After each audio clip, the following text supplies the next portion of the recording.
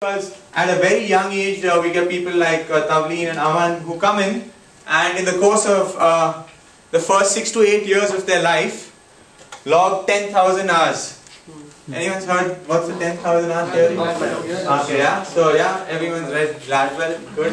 So relative to a lot of key skills that go into leadership, stuff like appraising people, stuff like being under constant observation all the time, stuff like demonstrating by doing upfront, stuff like absorbing huge amount of pressure, stuff like presenting, stuff like conducting meetings, large number of people.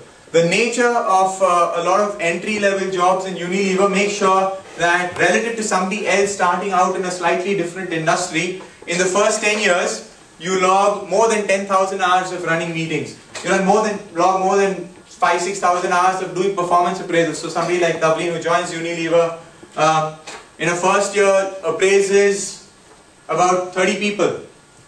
30 people, performance appraisals, 2 hours with each of them in the middle of the year, maybe 3 hours with each of them at the end of the year. And all of a sudden you, at a very young age, have a huge amount of actual practice of doing performance appraisals. When you are a sales manager, if you sneeze twice, everyone who is observing you says, oh, so-and-so did this in the market. So all of a sudden you get used to being under the lens where every action of yours, everything that you say is looked at through a magnifying glass, and you start to become comfortable living with people checking whether what you're saying and what you're doing sort of add up all the time. So the huge area of actually having to practice, and I think that's something that you don't do over here. You practice leadership in very limited ways. When you're in a classroom, when you're in a simulation, when you're studying it, or when you're reading books about it. The real sort of manifestation of it or mastery of it actually comes from being out there and doing it and having it happen to you. Another very important thing that you learn that I don't think there's a course around here. So anyone's read anything about the power of context, any of the books? Anyone's read Philip Zimbardo, the Stanford Prison Experiment? No one's heard Stanford Prison Experiment? Okay, I'll tell you about the Stanford Prison Experiment. So there's this psychologist in Stanford who decided he'd run an experiment. So his hypothesis really was that there is no such thing as good people or bad people. Everyone's neutral, and context determines whether you behave yourself or whether you misbehave. So his theory was change the prison system, change everything, because if you kept the context right, nobody would commit crime. That was his broad theory. He wanted to prove it. So what he basically did was he put up an ad on Stanford on the notice board saying, for $10 or whatever, you can come and participate in this experiment. He set up a small prison at the bottom, in the basement or whatever, in a lab. And then he randomly appointed 20 students to be prisoners and 20 students to be cops and guards and stuff like that. And just to make it real, he actually sort of got them to wear uniforms and go and arrest those people from their houses and put them into prison cells and stuff like that. Okay? So it was just an experiment. It was being done for fun. Right? 3 days into the experiment had to be disbanded because the guys who had been assigned the role of the cops were doing sort of unimaginable things to those poor guys who were just throwing role playing.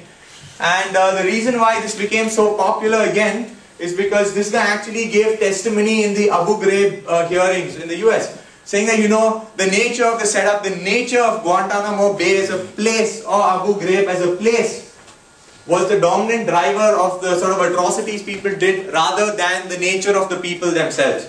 And one of the things that I keep telling young managers or sales managers who report into me is that very often, out of the context that you create, people either rise or fall. So let me give you a simple example. As a sales manager, there are 30 people who report into you. Each of them make expense statements. Yeah, because they work in sort of dispersed parts of a sales area or a state. And those expense statements to you come in a whole pile every month. And they're like bills, hundreds of bills, bus tickets, train tickets, food tickets, all sorts of stuff. And you just have to sign on it and the money gets paid to the guy. Okay, so now there's no human way that you can sort of go through all of them and verify them, right? So if you create a context where every month you call a couple of guys and say, you know, hey, I saw this bill of yours, just pick out a bill at random and say, you know, does lunch really cost this much in this town? And he'd say, oh yeah, it does, next time you come there we can eat over there. But more importantly, out of having done that, you create a context where that guy tells everyone, yaar, gochi mat kar, boss dekhta hai. And very often, so we've had situations where young sales managers who come from great business schools, outstandingly competent people, have found themselves in a situation where they charged a home delivery as part of official expenses. So I ask, is it their fault or the line manager's fault? In my book, it's the line manager's fault. It's not their fault. Because if as a line manager, you create a context where the person is less susceptible to temptation, you're setting the person up to succeed. And often it just takes a small check every now and then. And again, they don't teach you the vitality of context and some of these ways that you can influence human behavior in a very powerful way in B school. The entire nature of our education system is largely geared to drive individual excellence. It's about how good you are. It's about... So I'm saying in B school, maybe for the first time you have a project where everyone on the project team gets the same score. You have projects like that or even that? Yeah, so that's probably the... But for the first time in your life, when you're in a working situation, again, I think where Unilever does a great job of inculcating leadership very early, is you suddenly find yourself in a situation where no matter how competent you are, how intelligent you are, how smart you are, your performance doesn't depend on you at all. There was this guy who joined Unilever along with me. He was from IMA. Really smart guy. He's done really well as a consultant after that. Maybe I think, even though he joined consultancy later, he sort of became fastest manager or partner or something. Really successful guy. He became an ASM. So when you become an area sales manager, one of the first things you do is make a document called My Area Sales Development Plan, which is a blue sky thinking exercise saying, you know, in 3 years from now, I'm going to grow my area this much. These categories are lowly penetrated. Here's a consumption opportunity and all of that. And you present it to the head of the branch. So as a set of 5 new ASMs in the branch, all of us were there that day making this presentation.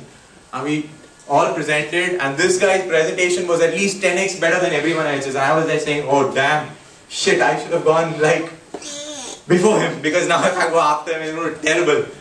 Brilliant document. 3 months later, he went to the RM and said, I can't be an ASM. What happened? He took that fabulous piece of thinking to his team and said, you know guys, we must start doing this. But none of them wanted to do it. So he had a team of about 30 guys, but none of them bought into his idea. And a quarter down, he missed his quarter completely. He hated his team hated him. Did work. All through your life, you're geared, or your measure of success is how well you are able to articulate a concept, and the execution almost entirely depends on you. For the first time in your life, especially if you're leading large teams, it doesn't depend on your quality of mind at all. It depends on a lot of other things, which is largely around how people experience you, how you show up, how authentic you are. And I'll talk about some of that later. But this is really difficult, and there's no course, at least in B school, to sort of have. I'll tell you a story when I talk about diaper moments a little later. But there's no course that you actually go through in B school that sets you up to get other people to do things that in the normal course of events they wouldn't want to do for you. And in a large sales organization, or a large organization of any sort, communication is vital.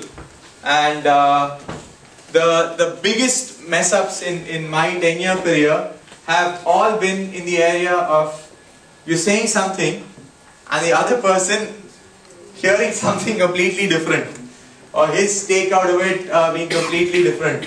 So in Unilever about 8 years ago, sales pressure used to be immense.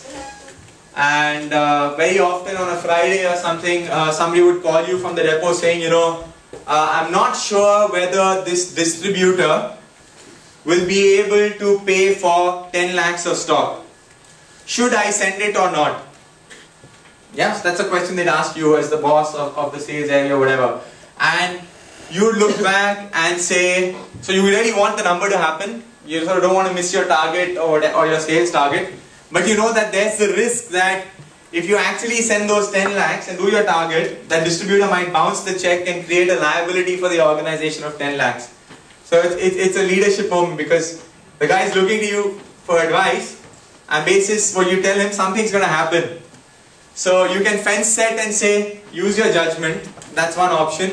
You can say, don't send it, in which case you miss your target. Or you can say, send it, in which case the responsibility, if it bounces, lies with you and no longer lies with him. Or you can just look at him and say, yeah, like I said, you have to do the target. We just transfer it back to him. Okay? Now in doing that, you could have, in saying that it's your responsibility to do the target, you could have meant any of the three before. And you could end up in a situation where the guy bounced. But it's largely around that, where very often you say, do it, and the other guy hears something completely different, or he thinks you're meaning something else. So lots of things happen around this. So communicating effectively, again, is something, I don't know, do you have a course around communicating effectively, the principles of sticky messaging, how to create buzz, how to tell effective stories? That's, I think, another important part of the curriculum, because it's been proven that recall of anything is far stickier if it's linked to some sort of story or some sort of scaffolding on which you can place it, rather than a standalone fact. I think I was telling you about this giving feedback. I think remarkably important. I think so. When I first became a sales manager, I was 22 years old. The average age of people on my team was 36, and lo and behold, at the end of the year, I found myself sitting across the table with a 58-year-old guy who had to tell, you know, you've been bottom boxed. Basically, out of all the people in the branch or whatever, basis performance metrics or whatever, he was in the bottom 5 people out of the 300 odd sales guys in the branch, and I had to give him that message. And nothing in my life had prepared me for that experience of sitting across the table.